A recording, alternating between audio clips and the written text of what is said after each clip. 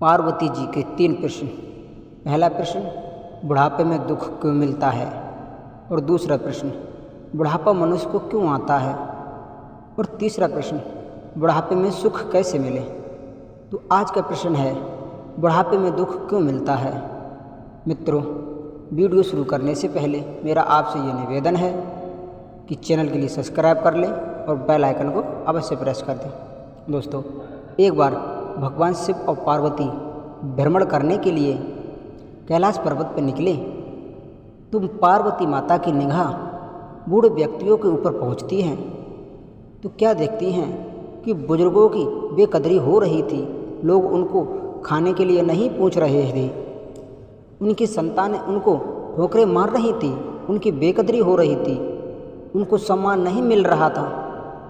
फिर वो एक बात समझ में नहीं आती, बुढ़ापे में ही इंसान की बेकदरी क्यों होती है? उनकी सुनने वाला कोई क्यों नहीं रहता? उनको सम्मान व इज्जत क्यों नहीं मिलती? दोस्तों, पार्वती माता की बात सुनकर के भगवान शिव कहने लगे, पार्वती, ईश्वर उनके शासन प्रणाली के द्वारा जब जीवों की आयु की दशा निर्धारित की गई तो सभी जीवों को 40-40 वर्ष की आयु प्रदान की गई, जिसमें मनुष्य भी शामिल था। लेकिन मनुष्य सभी जीवों में श्रेष्ठ था। वो अपनी 40 वर्ष की आयु को लेकर संतुष्ट नहीं था, इसलिए उसने ईश्वर से आग्रह किया कि हमारी आयु सीमा कुछ बढ़ा दी जाए। 40 साल की आयु में हम क्या कर सकते हैं? इतनी चर्चा हो रही थी कि तब तक ईश्वर के दरबार में रोते रोते एक गधा आ गया और वो ईश्वर से कहने लगा, हे प्रभु, 40 साल की आयु को लेकर क्या करूँगा? मुझ पर दया करो, मैं तो 40 साल तक बोझ ढोते ढोते मर जाऊंगा, मेरी हालत खराब हो जाएगी। मेरी आधी उम्र किसी ज़रूरतमंद को दे दो, मेरी उम्र कुछ कम कर दो। दोस्तों, भगवान शिव ने विचार किया कि गधा अपनी 40 वर्ष की आयु को लेकर के संतुष्ट नहीं है, वो अपनी आयु कम करवाना चाहता है। तो भगवान शिव ने विचार किया और मनुष्य को बुला लिया और बुला करके पूछा कि भाई, तुम एक बात बताओ, क्या तुम गधे की 20 साल की उम्र लेना चाहते हो? यदि तुम्हें स्वीकार है तो हम गधे की 20 साल की उम्र कम कर देते हैं और तुम्हारी 20 साल उम्र बढ़ा सकते हैं। दोस्तों, लालच में आकर के मनुष्य ने हाँ कर दी तो भगवान ने गधे की 20 साल की उम्र कम करके मनुष्य की 20 साल की उम्र बढ़ा दी। इस प्रकार मनुष्य की उम्र 60 साल हो गई। अब दोस्तों, इंसान की उम्र 60 वर्ष हो गई, फिर भी इंसान संतुष्ट नहीं हुआ तो एक कुत्ता दरबार में आ गया और कुत्ता ईश्वर से प्रार्थना करने लगा, प्रभु, आपने मेरी उम्र 40 वर्ष कर दी है, हम तो घर घर के डंडे खा कर के बर्बाद हो जाएंगे, हमारा जीवन खराब हो जाएगा। आप एक काम कर दो, हमारी उम्र आधी कर दो, हम 20 वर्ष की उम्र में गुजारा कर लेंगे। दोस्तों, भगवान शिव कहने लगे, हे पार्वती, कुत्ते की बात सुनकर के भगवान ने मनुष्य को फिर बुलाया और कहा, तुम्हें और उम्र चाहिए तो कुत्ते की 20 वर्ष तुम्हें देता हूँ। यदि तुम स्वीकार करो तो हम तुम्हें कुत्ते की आयु प्रदान कर सकते हैं।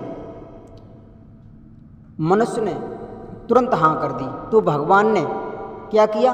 कुत्ते की 20 वर्ष की उम्र घटा दी और मनुष्य की 20 वर्ष की उम्र बढ़ा दी। लेकिन इस प्रकार से मनुष्य की उम्र 80 वर्ष हो गई तो भगवान शिव कहते हैं, हे पार्वती, 80 वर्ष की आयु पाकर भी मनुष्य संतुष्ट नहीं हुआ और मनुष्य भगवान से प्रार्थना करता है। तब तक क्या होता है?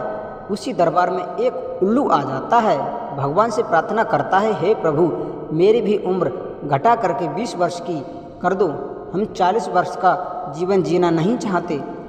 तो दोस्तों, भगवान ने मनुष्य को फिर बुलाया और कहा, ठीक है, तुम एक काम करो, यदि तुम अपनी उम्र में और बढ़ोतरी चाहते हो तो तुम्हें उल्लू की 20 साल कम करके तुम्हारी 20 साल और बढ़ा देंगे।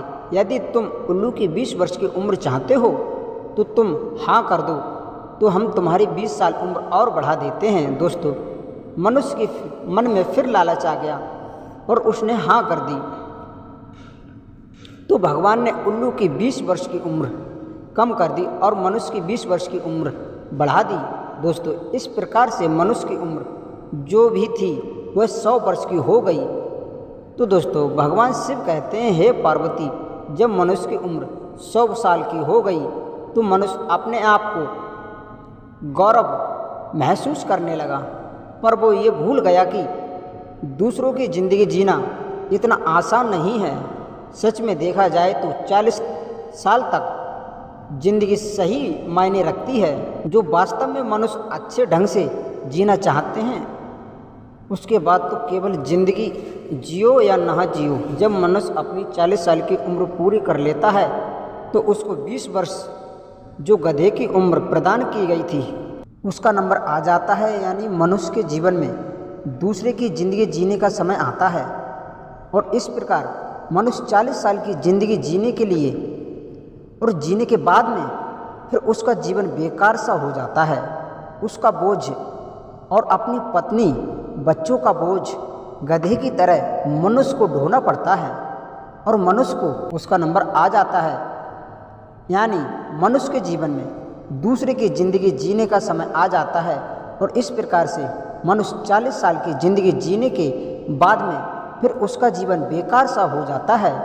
उसका बोझ और अपनी पत्नी बच्चों इन सब का बोझ गधे की तरह मनुष्य को उठाना पड़ता है और मनुष्य को पूरे परिवार का बोझ उठाना पड़ता है, क्योंकि उसने गधे की उम्र ली थी और गधे का काम होता है बोझ ढोना।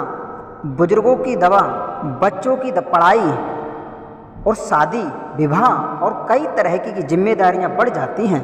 दोस्तों, जैसे जैसे 20 साल गुजर जाता है अब मनुष्य की बेकार हो जाती है ज़िंदगी और उसके दूसरों के ऊपर आसरा रहना पड़ता है।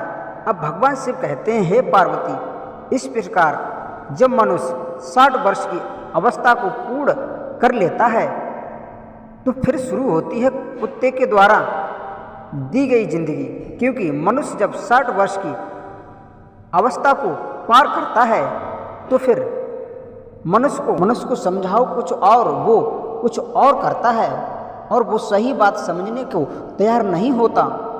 उस वक्त मनुष्य को सही राय भी गलत लगने लगती है।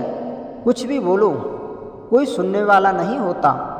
उसके बाद में होती है उल्लू की उम्र। दोस्तों, जब मनुष्य 80 साल में प्रवेश करता है और इंद्रियां इधर उधर हो जाती हैं, वो कब क्या करे उसे खुद कुछ पता नहीं होता।